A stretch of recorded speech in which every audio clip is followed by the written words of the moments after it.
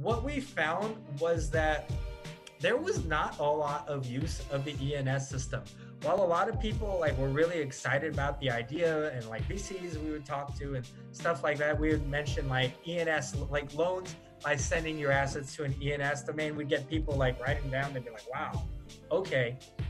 But when it came time to use it, when we kind of unleashed it on the market, we didn't see everybody just swarm it, praise us. Oh my God, this is the revelation. What we mostly saw was a bunch of nothing.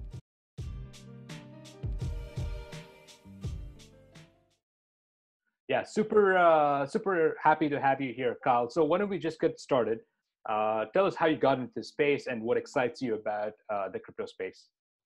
Yeah, so I first heard about the blockchain in around 2011. I used to hang around these computer security forums and all that. And in that community, the blockchain thing was actually coming to be quite popular in those circles, even in those early days. And so I heard about it. I started learning about it. I found it really engaging. I had trouble with the Bitcoin narrative of peer-to-peer cash. I felt like there were some frictions that might not be able to be resolved, but I was very excited about the underlying technology and I kept following it as I saw developments like colored coins, like Namecoin and Peercoin, which are, I'm sure, like a real throwback for some people. And eventually, I came across this project. It was a white paper at the time called Ethereum that just tied everything together and generalized the concept. And for me, this was just like, there's just like a spark of light. It was so exciting to see. And so I started following this very closely. And I was in, uh, a university during the time. So 2011, all the way up, quite a few years, even as Ethereum launched, I was in graduate school and all of that. But after I finished graduate school, I had been following blockchain very closely. I had been there when a lot of exciting projects had launched, and I'd kind of built up a capital base. And I was talking with my friend Tom Bean, who was an engineer at Nokia. He'd been working at Nokia, or Here, which was a spinoff from Nokia. He had been working there for about 15 years. He had been leading teams. He had been a principal architect. He was basically this really hotshot engineer, and I had been talking to him. And as we kept talking, he expressed an interest in building something in the blockchain space. And I had been kind of nurturing this idea for a few months at that time. I had been talking to people like Stani Kulichov about it, like way back before ETHLend was even a thing. And so I wrote out the idea in full, 6 pages or so, and it was this, three-stage plan for what we could build. And basically, it was the germ of the idea of BZX. So in the first stage, our plan was to build out a peer-to-peer off-chain signaling, on-chain settlement, margin lending protocol that could be like a companion protocol to 0x and fit into the overall 0x ecosystem. The second stage of it, we intended to tokenize the positions and the loans. And the third stage of it, we wanted to work with wallet providers and dApps in order to abstract away the use of the tokens so that everybody could kind of be using our technology underneath the surface without actually having to worry about it. As you can see, we completed our first stage. We completed the second stage of the plan. We've been working on the third stage, getting I tokens and P tokens introduced to various dApps and wallets. We hit a little bit of a snag in terms of the integration sometime this year, but otherwise things have gone very well according to our original vision. Carl, give me a 1-minute pitch on what exactly B0X is. So BZX is the only fully decentralized, generalized, and composable margin lending and trading protocol on the Ethereum blockchain. What does that mean? It means you're a trader. You want to go 4 times long on Ethereum. You just hit 4 times long, buy, boom, you're in a trade. And you can do that for multiple assets. We have both tokenized loans and tokenized positions. That means we're highly composable. You can put us in token sets. You can put us on layer 2 dexes and have instant execution speed. You can put us in structured products. What I would say is that we are the white label solution for the rest of the crypto ecosystem to easily integrate margin lending and margin trading in a full featured, generalized way. Let's walk through the history of B0X. When did you guys write the white paper? When did you guys launch on the testnet? How long did it take you to go onto mainnet? And what version are you on? And when is the next version coming out? Yeah, so I originally started writing the BZX white paper in around the summer of 2017. So I was, very much inspired by like the Zero X white paper. I was looking at things like Bitfinex, and I was thinking, somebody should decentralize that. I don't really want to put my money inside of there, but I really do want to earn those yields. So somebody, I several times I just like I expressed to people, I'm like, somebody should really do something about it. And, eventually I was talking to Tom, and I was like, you know what? Maybe we'll just be the people who do something about it, since nobody is handling this. It turns out that like three other teams of people were saying the exact same thing. They're like, how is nobody solving this? And um, so we published the white paper around February. We were concurrently of 2018. We were concurrently working on developing it. So around the end of September 31st was the first commit to the BZX GitHub.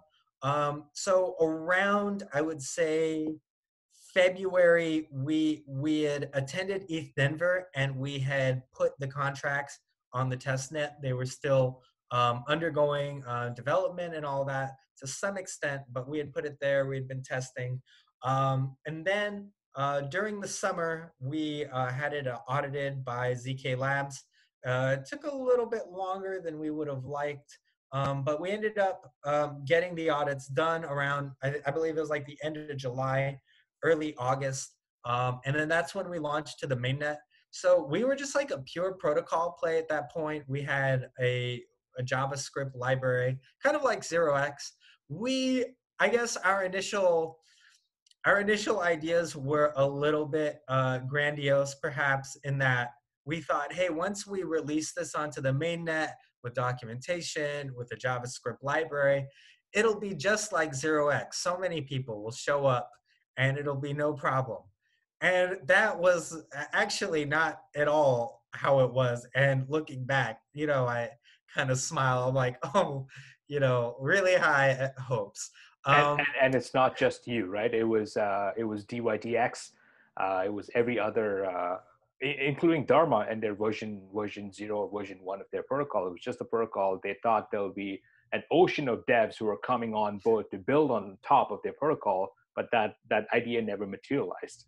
Yeah, not at all. And I think it was like more realistic in 2017 while we kind of like started out and we were building. And like in February, March 2018, people didn't even know for sure that it was the beginning of the end, so to speak. But yeah, so we were building during a different time, and it took us some time to realize that things had really changed. So yeah, so we started doing biz dev. We started going and talking to every single Zero X relay. We said, hey, we built this protocol. This is for you. This is a gift to you. We built it, and now it fits in perfectly. We thought of you the entire time. And they were like, wow, that's really interesting. No pressure. And what they were trying to communicate to us, though, is that they were struggling so much to get Zero X liquidity that an army of people had landed on Zero X building. I guess all of them thinking, "Hey, we'll be the next Coinbase," and all of them were just like basically sitting there, almost like just struggling, grasping for air. And we came and we're like, "Hey, we have the solution. Your real problem is that you don't have shorting and leverage and all of that." And they're like, we're not completely sure that's like exactly the case. And we're like, no, trust us. You need to, you need to integrate us. That will definitely get you liquidity. So, you know, we talked to everybody. Most people were interested. We had one team, Joshua Richardson at Bamboo Relay. He jumped on. He saw our protocol. He saw the virtues of it. He, he had been basically at the forefront of every 0x development, and so he quickly integrated us, put us on his relay, and we were really excited about that. We were like, oh man, now we have an ecosystem. And but it turned out the Bamboo Relay wasn't really doing much volume, and it turned out that they weren't 0x volume or BZX volume.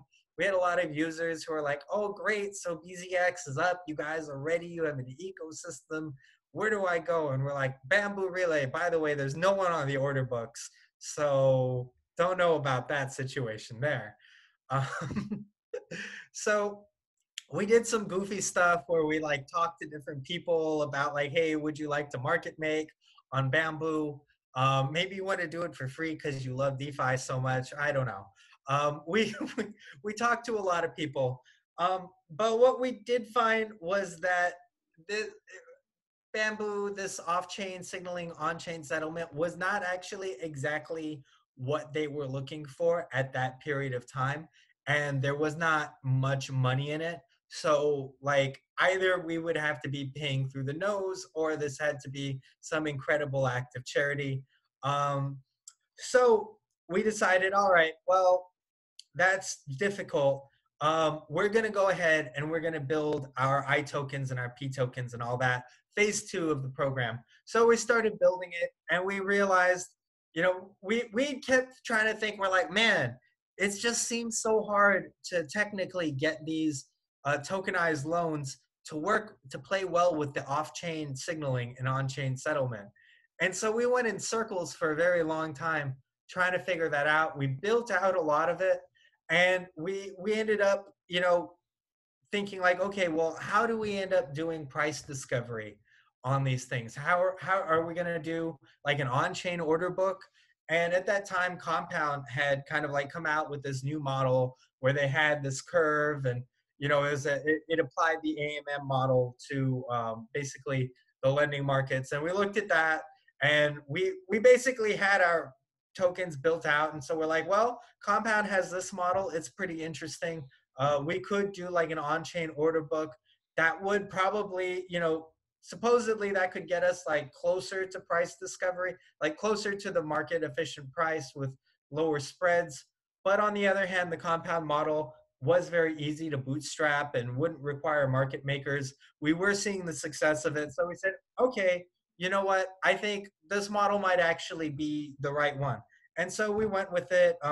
We gave full credit to Compound, attributed all of that to them.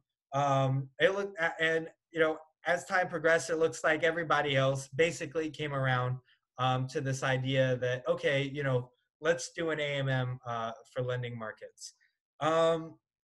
And so we kept working. We built out that piece of the protocol. Then we were in this sort of space where the industry was saying, hey, are you doing protocols or are you doing products? And they're saying, are you living in the past or are you hip? And every panel you went to, the moderators were pitching that question to just about everybody. I, kind of spoon feeding them like, do you know the right answer to this? And back then I was saying, well, we have our feet in both pools. We're doing a little protocol, we're doing a little product, but people wanted to hear that we are doing products. We're just going so far into product. And at that time, we built Fulcrum, we built Torque. Okay, so let's talk about your product stack. You have the protocol layer, and I'm guessing that you're calling that B0X. And then you have two products on top, Fulcrum and Torque. Why the division in products? Are there different use cases, different user bases? Why come to that decision instead of building one single portal with two subsets? So originally we had some ideas about Torque, that it would kind of be this this borrowing platform that had universal access to it. And we wanted to really tailor the user flow to specifically just borrowing, the least amount of words, the least amount of decisions to make. So we wanted to create one where you could use any wallet. So you could just come to it from anywhere very easily, your phone, what have you. So we had the user flow for Torque kind of went on two different directions. Like one direction was, say you had a MetaMask wallet or Web3 wallet, you would go through, you'd click borrow, you would hit the quantity, you'd hit OK, and you would be done with your loan. So we wanted something that was just 3 clicks, you knew who you were, you got it. And the alternative was, say you didn't have a MetaMask, you didn't want to mess around with MetaMask, you could just go and type in dai.tokenloan.eth into your MyEther wallet, MyCrypto, send some ETH, and immediately you would get a DAI loan. And the user interface was really set up to kind of facilitate those kinds of user flows. So we were to some extent, we'll say, we were kind of inspired a little bit by version 1 of Dharma. People praise Dharma a lot for like the innovative flow, the fact that you didn't need the wallet and all of that. And we felt like there were some things that they didn't get quite right on that. Especially like they really catered towards centralized exchanges, and it led to having to like kind of copy and paste things twice, and they didn't have user readable addresses. We wanted to cut out the whole middleman where it's like somebody could tell you the address, you could type it, it's human readable, send it, and the whole flow was done. And so that was our like original kind of vision for Torque. What we found was that there was not a lot of use of the ENS system. While a lot of people like were really excited about the idea, and like VCs we would talk to and stuff like that, we would mention like ENS, like loans by sending your assets to an ENS domain. We'd get people like writing down, they'd be like, wow, okay. But when it came time to use it, when we kind of unleashed it on the market, we didn't see everybody just swarm it, praise us. Oh my God, this is the revelation. What we mostly saw was a bunch of nothing. And I, I'm not sure exactly what the root cause behind it is, but I will say we have one suspicion, and that's the first time you set up your ENS loan, it costs maybe like $8 in transaction fees, because we were like deploying a contract, assigning you an ENS subdomain. We were doing this like complicated stuff in the background. And all of that cost a lot. We did come up with a way to drastically reduce the cost via counterfactual deployments of the contract and the ENS domain, and the counterfactual deployment of the ENS subdomain. But we weren't really sure the demand was there. So like we could put the time in that. It's not too much more work to bring down the gas costs enormously to have that audited, but it's unclear how much the market's actually demanding that at this point. So that was some of the thinking behind Torque. In terms of unifying the interfaces, we do like having the option to kind of have like these very tailored experiences, because if you're a borrower, you're not necessarily a lender, and you're almost certainly a different person from a trader. If you're a borrower, you might be like an ICO that's trying to manage your funds, or you might be some kind of like all-in type crypto holder who's like trying to just get some liquidity from their holdings. Whereas if you're using Fulcrum, you're like a trader. You're like a day trader. You're making moves. You're very opinionated about the direction of the market. So we kind of saw those as very different people. But kind of coming into the next evolution of the product, we are coming out with a Fulcrum Pro that is going to have a lot of features, like limit orders that people have been demanding.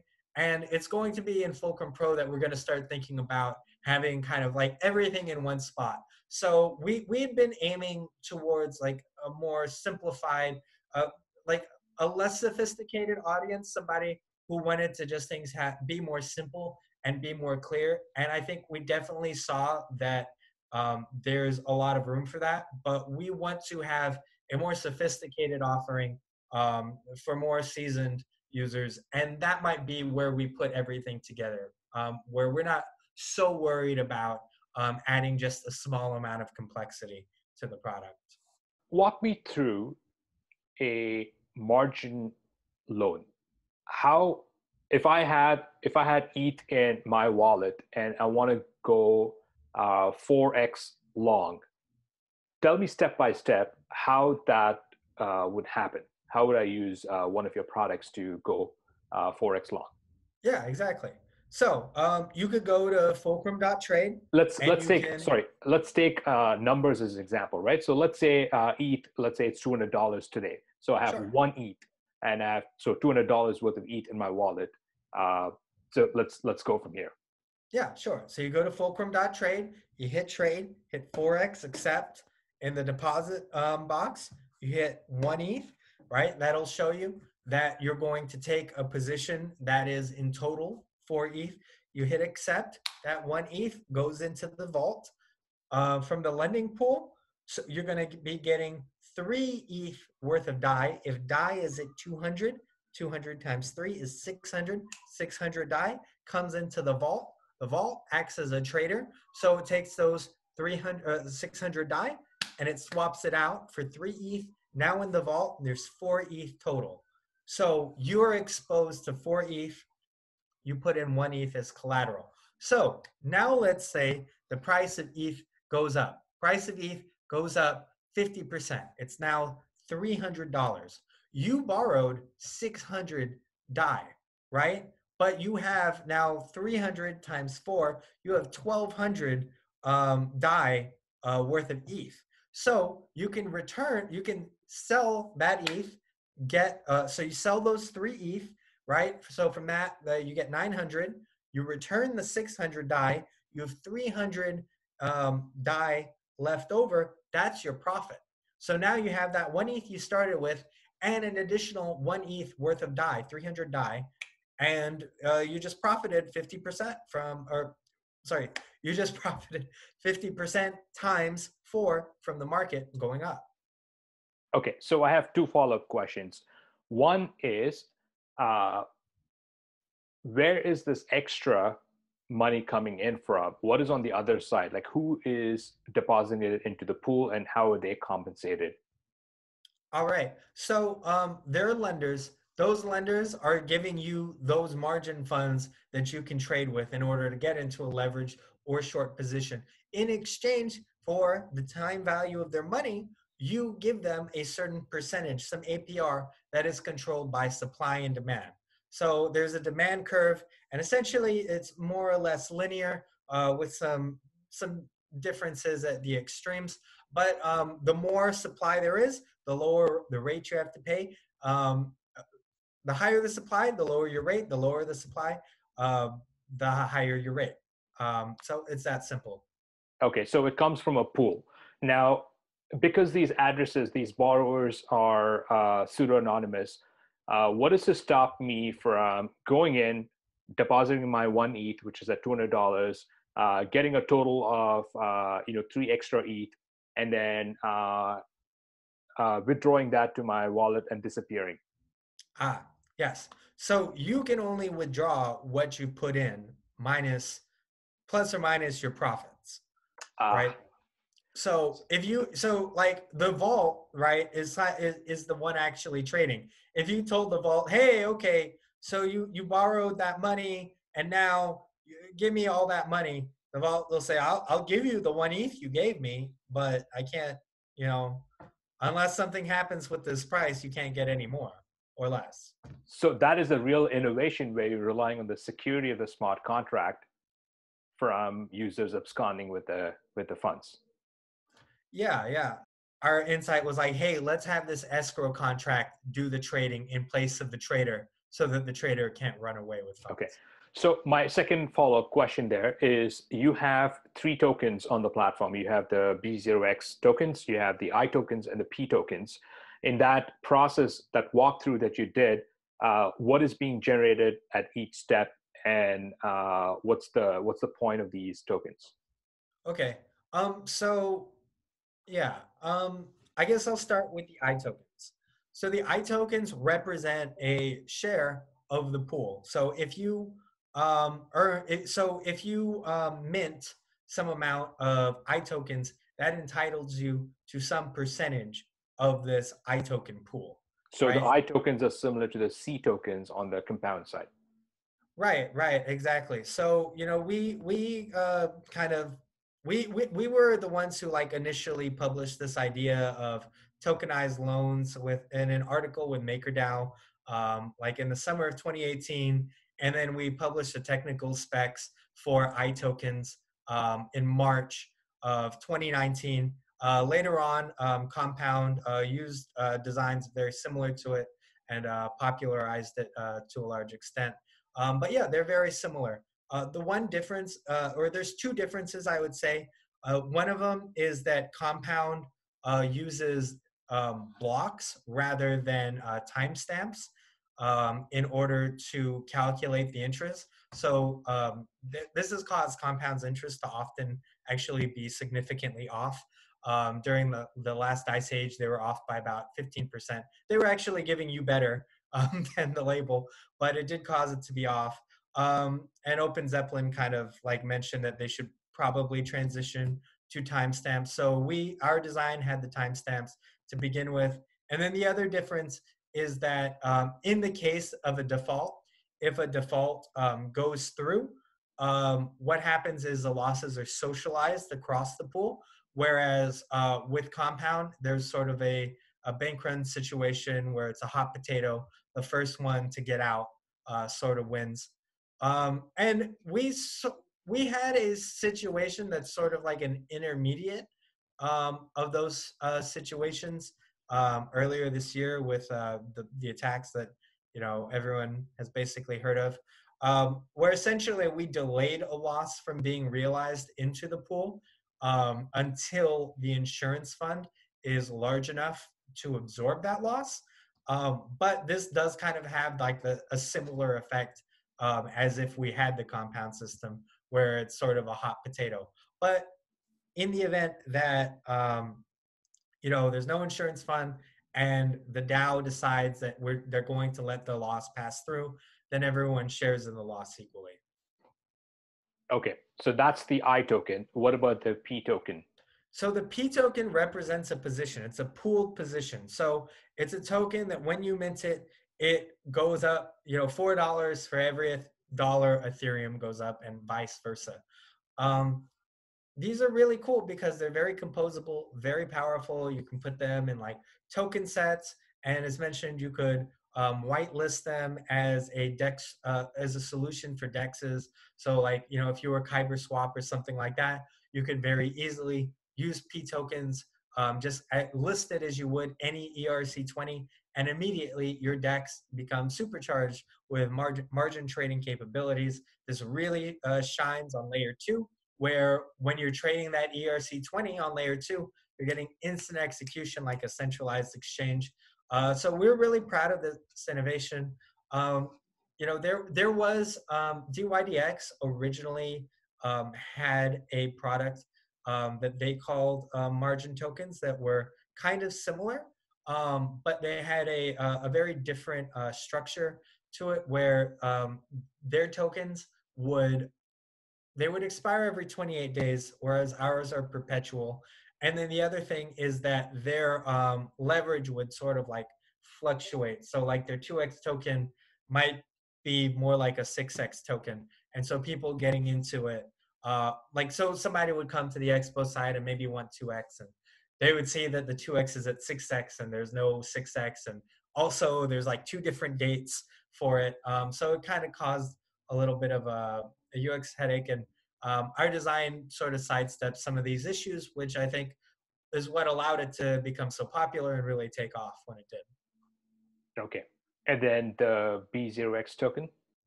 And so the BZX token, basically this is a governance token.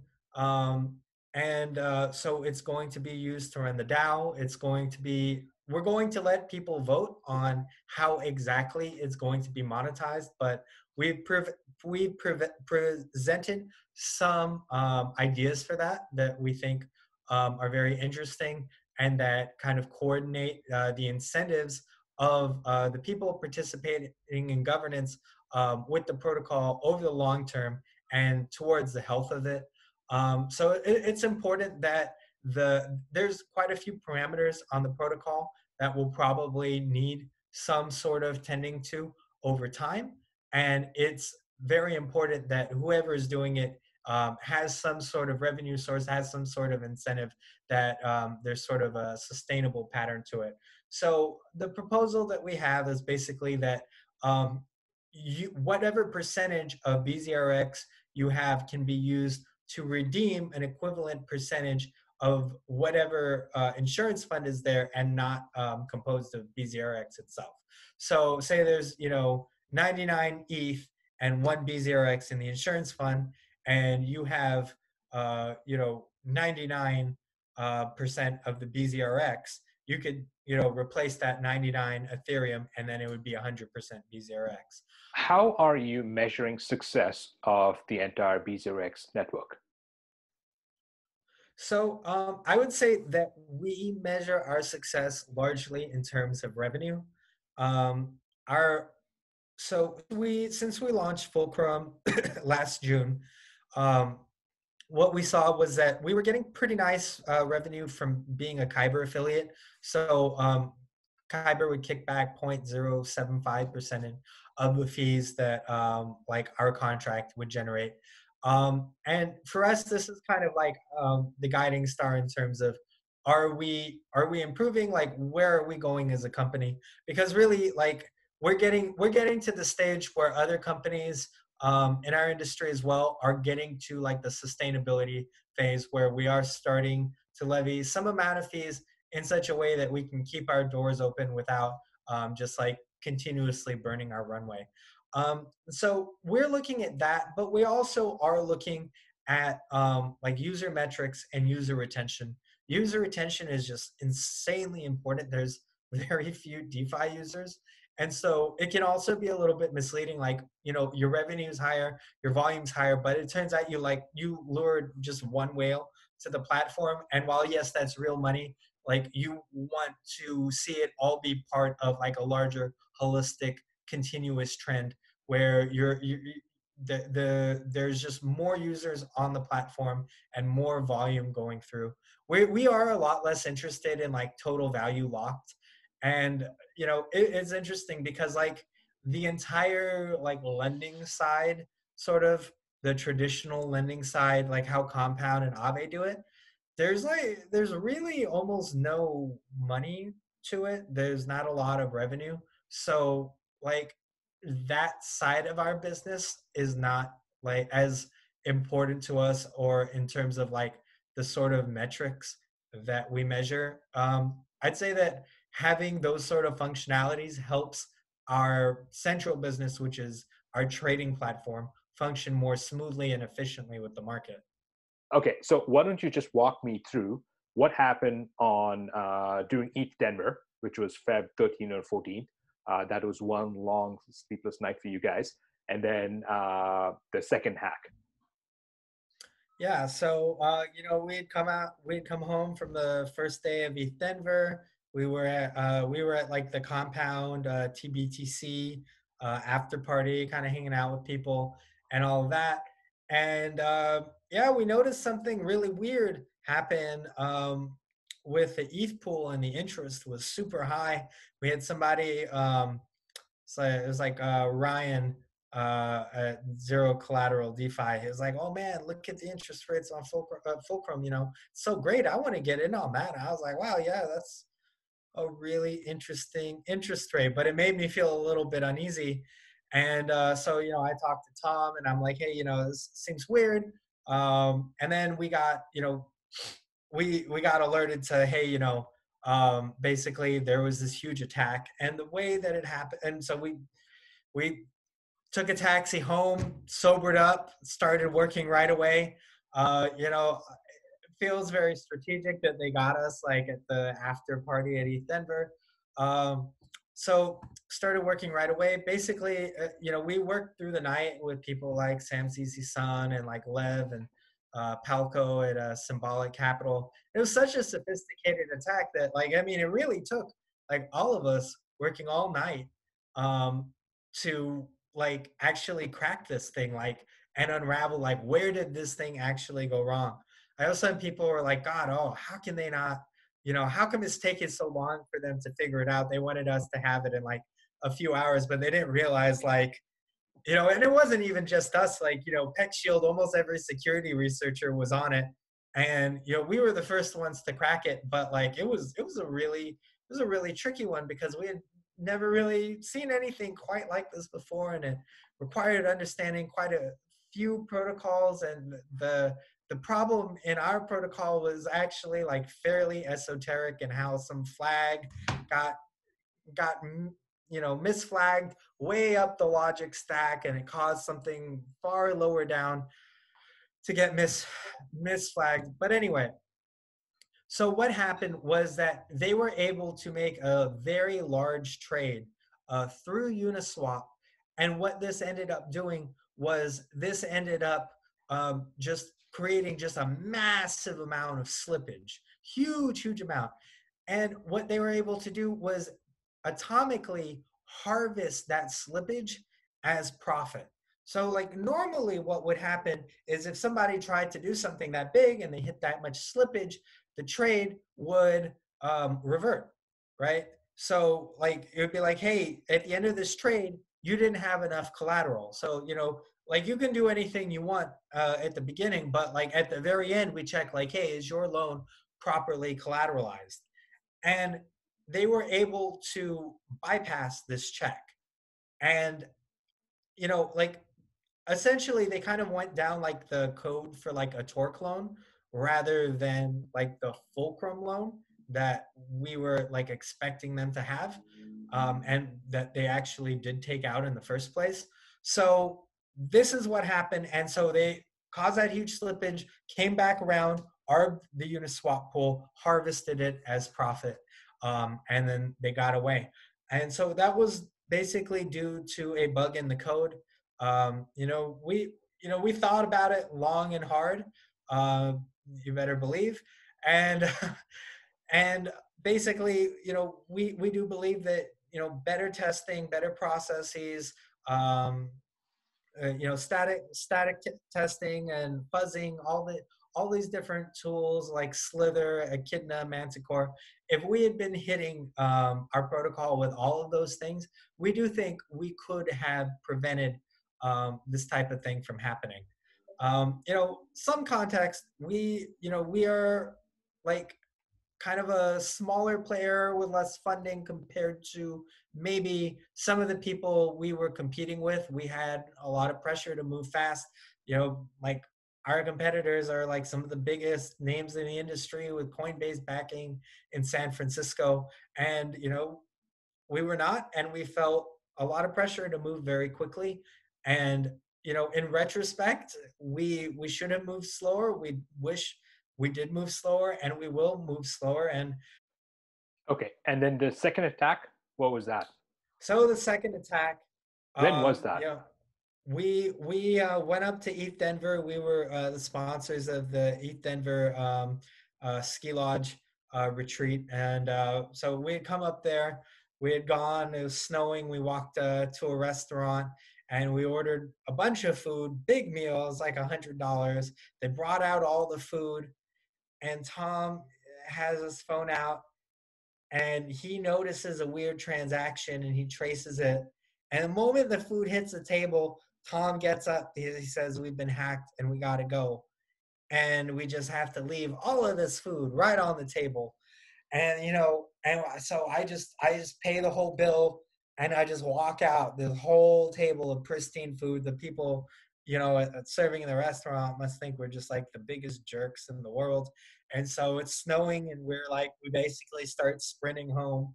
And we get there and we analyze it. We send it off to Kane Warwick. We send it to Sam ZZ Sun. We send it to Palkio. We send it to Lev. We send it to, all these people.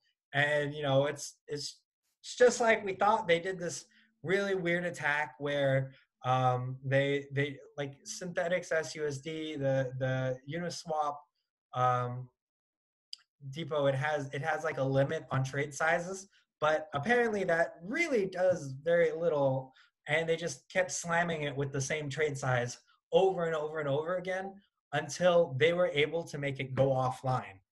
And then once they had made it go offline, they were able to completely manipulate and automate the Uniswap price reserve.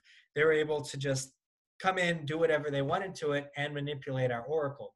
So this used kind of, I mean, in retrospect, it seems obvious, I suppose, but like, us, the Kyber guys, Sam ZZ Sun, a lot of people thought over the attack vectors of how we were set up on Kyber, and nobody really thought up the idea of like, oh, let's just, every Fed price reserve, if we just hit it over and over and over and over and over again, we can actually make it go silent, so we can get to the like Uniswap type reserves that are hiding behind there and then would be vulnerable. So we had kind of thought like, oh, as long as we have this Fed price reserve, we would be fine. And what the attacker showed was that assumption was not correct, and that actually all of our reserves were vulnerable to this general pattern of attack. And that's why we took the entire thing offline and we didn't come back for quite a while until we had a new Oracle solution. While it would have been, when we first were developing, we kind of had the choice between a fully centralized Oracle um, and Kyber, I suppose you could say. In retrospect, we should have gone for the fully centralized Oracle and waited for better decentralized alternatives to come about. And we didn't, and that was a mistake, but one that we've learned from. I'm curious about your thinking or your decision process behind picking an oracle. I know today Chainlink is the only viable option, but did you obviously you've had some kind of framework, some kind of parameter box that you said, okay, it checks off all of these points. What are those? Would love to know how did you come up with that criteria? Yeah. So in terms of like how we're thinking about our Oracle selection, I think like initially we went with Chainlink because the number one security thing you can kind of look at is going to be, what is the value of assets protected multiplied by the amount of time that you protected it. And that's probably going to give you the most direct signal in terms of security. Of course, the current solutions aren't perfect, and I think people recognize that. So in terms of picking Chainlink as our Oracle solution going forward, we recognize that they have the best track record in terms of this, in terms of basically the number one skin in the game metric that you have. And I think that was probably what guided our decision making more than anything else, more than esoteric technical details about how Chainlink works or like how they work versus other Oracle solutions, or like how decentralized they are versus or other Oracle solutions. Um, I think we definitely put thought into multi-Oracle type solutions, and part of what we're trying to do though is we're trying to approach things very slowly, very cautiously, and without being premature. So I think for us, moving to a multi-Oracle solution before it's kind of been shown that a significant amount of value can be protected over a significant amount of time. It would just be too early for us, and I realize that does put newer oracles in a little bit of a chicken and egg scenario, but that can't be our problem. What can users of B0X expect from the next version? And when is that coming out, if you can share timelines? Yeah. So the next version, we are optimistic that it will be at the end of June, or maybe early to mid July at the latest. let's say mid-July, honestly, because sometimes that's how these timelines go. Some of the things we can expect. So we're coming back. We're going to be really paring down our focus on assets. We're going to have a risk assessment framework. We're going to be having like an emergency response plan. We're going to be having new security audits. We're going to be we're kicking off. We're going to have formal verification. So we're going to beef up our security. We're going to have drastically decreased lines of code, uh, drastically decreased numbers of contracts. We're reducing our features quite a bit. So a lot of the machinery from the base protocol, like the off-chain signaling, on-chain settlement, that's gone. The ENS loans, that's gone. So a lot of the features that we had before, those are not going to be there. But what will be there are the highly demanded features that people have really wanted. People for the longest time have said, "Hey, I really want to know if my position has been liquidated. I want to know, like, at every step, what's my trade profit, what's my loss, what are my fees, what is my slippage, and I want it all broken down to me so that I have like the full history. I want to have a rich order history. So all of those things are there. We have limit orders. We're having a new pro interface that's going to be much more oriented towards like typical traders. And then we're also refreshing the simple trade 2.0 interface as well. So it's going to be like a big redesign on the front end, new features, limit orders, order histories, all the stuff that people really wanted. We're taking out the stuff that people didn't want as much. So we're going to have lower gas costs. It's just going to be a much leaner, much meaner, much like lower attack surface protocol all in all. So we think, before we left, people really loved us and we were offering something to the market. And as we come back, we're going to find that we're doing everything we did before, but like even better. And so, and another big feature is collateral management. Believe it or not, we were basically becoming the number one margin trading platform. We had the biggest DAI pool. And all without even like basic features like limit orders and collateral management.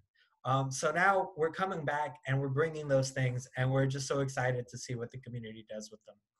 That's actually very inspiring because if you're knocked down, you can either give up, close shop, or you can come back stronger. And you guys are coming back stronger. That's awesome.